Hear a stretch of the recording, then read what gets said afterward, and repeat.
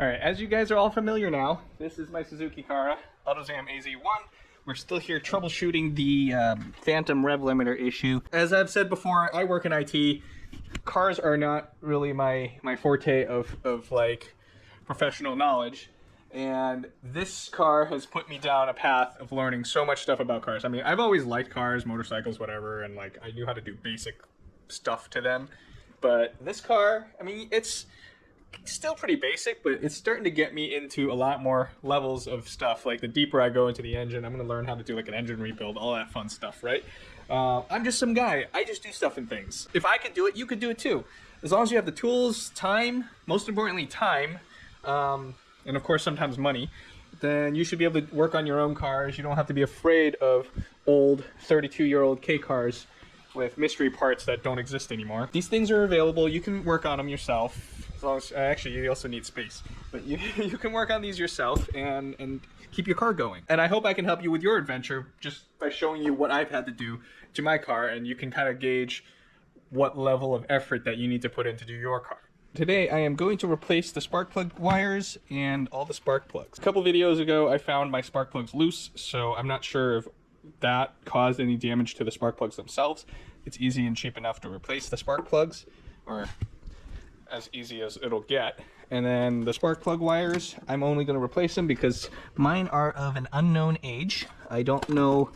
I mean, they look to be in good condition. The car got dry ice blasted. Maybe the dry ice crackled some of the crispy rubber that the thing has. I don't know. Let's find out. Back inside this access hole again. It is much easier to do this if you remove these hoses and stuff, but I'm not going to do that. I am trying to be lazy here. The outermost one is somewhat easy to access. You can kind of grab it and just pull up on it. The inner cylinder I had to get from out here. I stuck my hand through this hole and I was able to unplug the wire. You should be able to kind of move them out of the way so you can get the spark plugs. You're going to use a 5/8 spark plug socket. Probably going to have to finagle it a little bit to get your ratchet in there. I'm going to do it with just the extension first. There we go.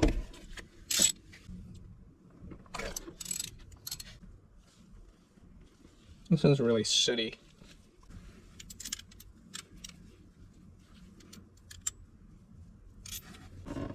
Uh-oh. These ones are a different head. DCPR8EIX-9 though. So let me go get a different socket. I should have done this when I first took this out for compression testing and stuff. I mean, I was already doing it. Now I have to do the job twice. I mean, we don't even know if this is the problem either, so I don't know. This is what it is. It's not pleasant to do the spark plugs in here, especially if you're trying to be lazy like me. But you can do it. You can do it. It's not like a quick 5-10 minute job like on most cars where this is exposed, but it's not bad. It's doable. All right, this is the second one. So I'm curious, like, if any of these porcelain bits are cracked or something. Like, apparently hairline fractures and stuff will make these not work properly. And this one's burnt up from not being seated properly. And this is also really dark. I discovered the new ones I got have a different, like a hex head at the top. So this 5/8 thing doesn't fit. The 3/4 will fit, but it's too big. There's a lot of play. So what I'm settling for is an 18 mil deep socket that will hold it. So I'm going to use the 3/4 one with the rubber thing inside to help me hold and put this back into the hole. And then I'm going to use that 18 mil socket to tighten it down. All right, this last one I'm getting from the outside here. A bit easier to put the socket on first.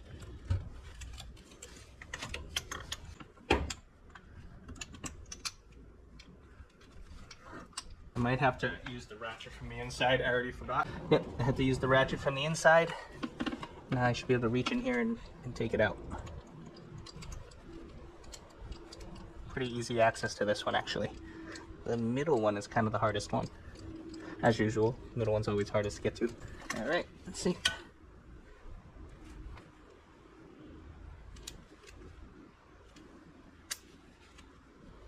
All of the connector bits were a little bit loose on all of these.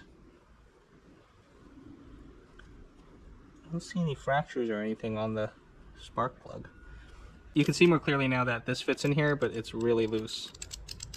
because 3/4 is basically 19 mil and this is 18 mil. But the rubber part does hold it and it doesn't fall out. Now I'm going to replace all these wires one at a time. Took the ignition coil one out. Generally, spark plug wires are spark plug wires. They all do the same thing. Current goes from one end and it goes out the other end into the spark plug. So there are different applications for stuff. So this F6A will take the ones with like a rubber cup that kind of seals the top of the spark plug well. And obviously then there's different lengths for your application. So this is actually a replacement NGK kit, the RCSE41. This is the replacement set for the Suzuki Cara Autozam AZ-1, the C series and H something Alto, I think. The ones that have the twin cam F6A.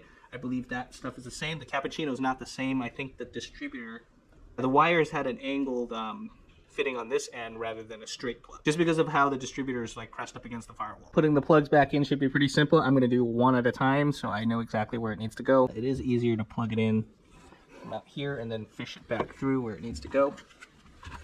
Push this in there.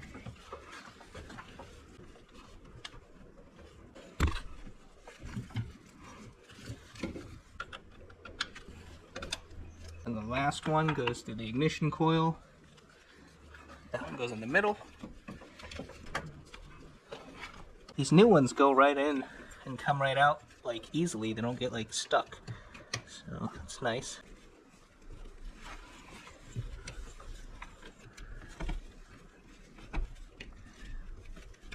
This one's number 2. Let's feed this in where it's supposed to go. Yeah, these new wires are really nice to work with. One I'm gonna have to get from outside again. Now to find out if that was the solution to this, let's start the car up, make sure everything works.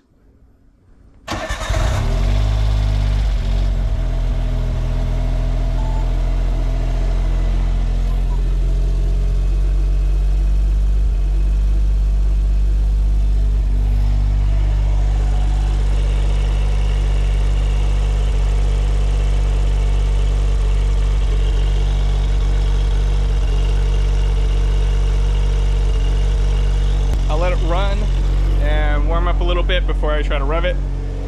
And you think this was it? Hopefully this was it. I think I'm done with chasing this.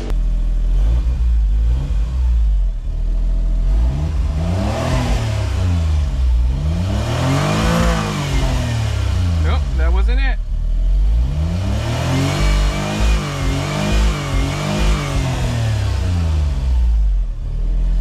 Well, that sucks. Now what?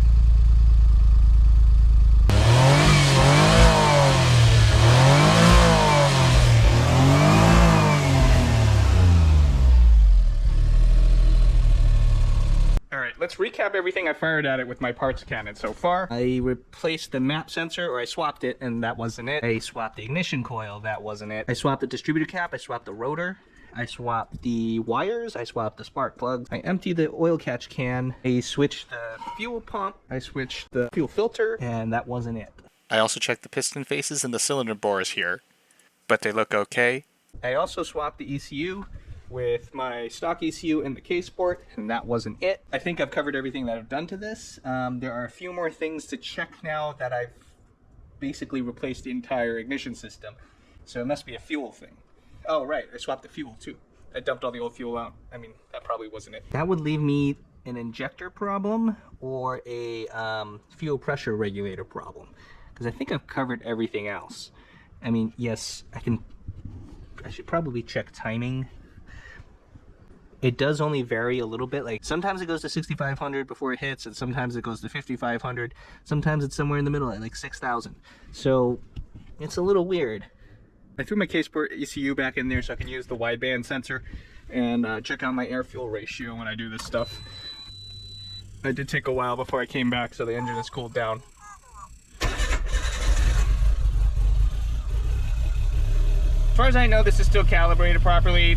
This is the same card like profile I had, and I checked the air-fuel ratio thing. The table, these are the numbers I entered before in the past. This is why I also make the videos. They're also for myself too, including for you guys to share. I was able to go back and refer to my video and make sure everything was calibrated properly. So this says I'm running really lean. Yes, air No, this is rich, right? This is rich. So I'm running really rich. Am I running rich because this is the keisport tune where it's still a little bit on the richer side to protect your motor from blowing up? I mean, it's really rich. I don't know if the Suzuki Sport one will do that because unfortunately I can't read the thing. I don't have a gauge. I need to go get a gauge. Anyways, I'm gonna let this warm up a little bit and give it a rev, see what happens where we're actually reading when it's revving up. Or actually, I can also see if it even does it on the keisport because I don't recall checking the keisport.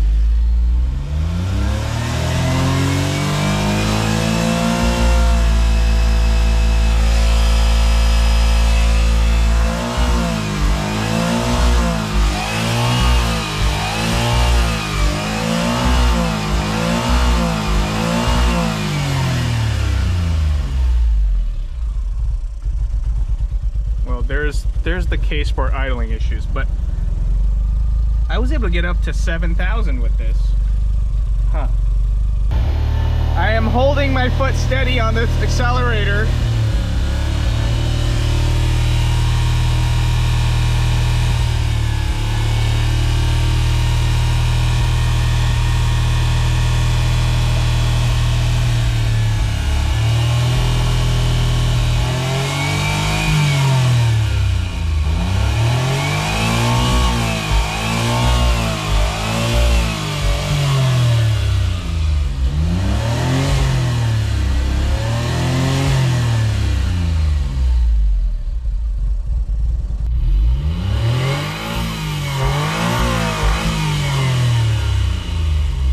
Getting out of it here is I'm basically going really lean when I get high up in the revs, and this time I'm able to go all the way to like 7,200 or so, but this was in like the a high 15, 16 area.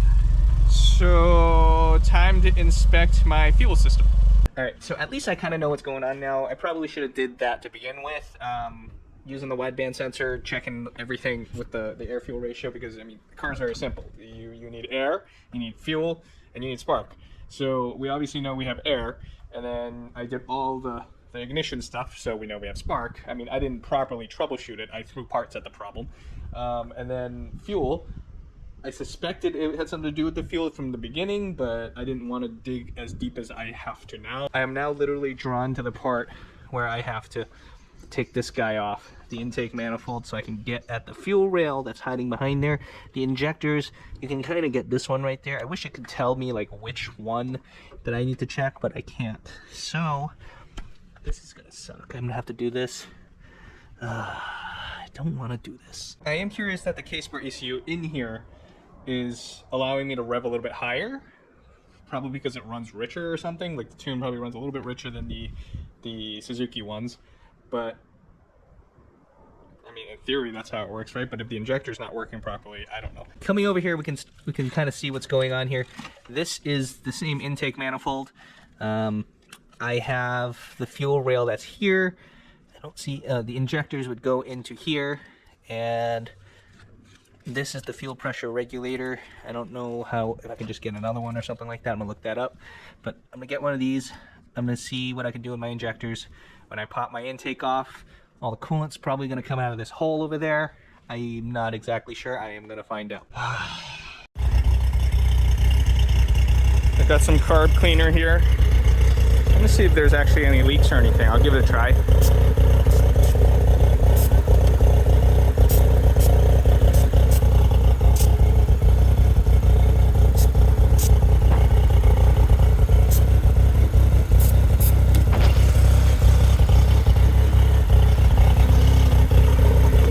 Think I have a leak because it doesn't do anything.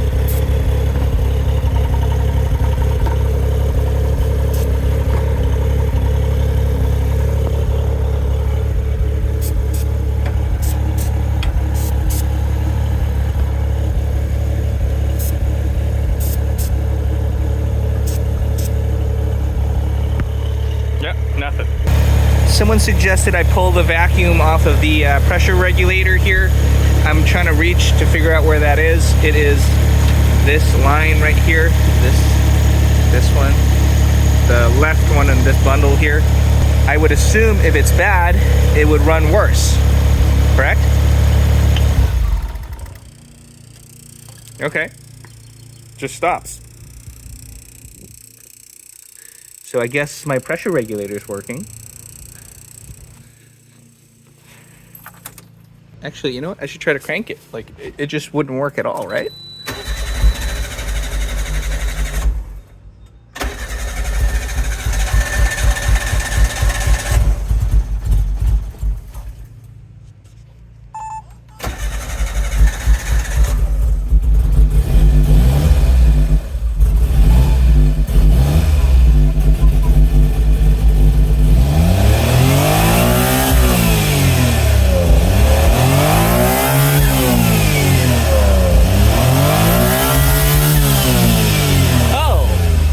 Wait a minute.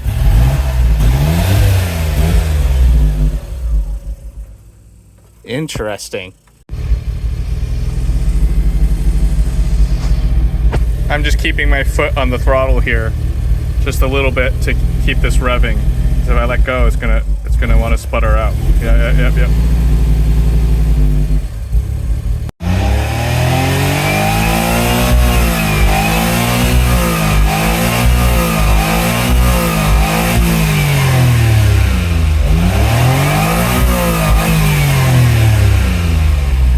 Oh, I don't have my foot on the throttle anymore. It still idles. Huh, okay.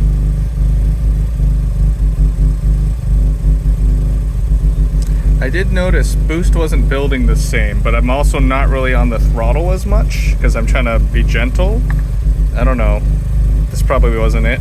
That's all the troubleshooting I got to do for right now because I'm going away for the weekend and the car's just going to hang out here as usual. Thanks for watching, guys. Subscribe for the updates to how I figure out my Cara and all the things I have to do to it, or I don't have to do to it, all the things I will do to it.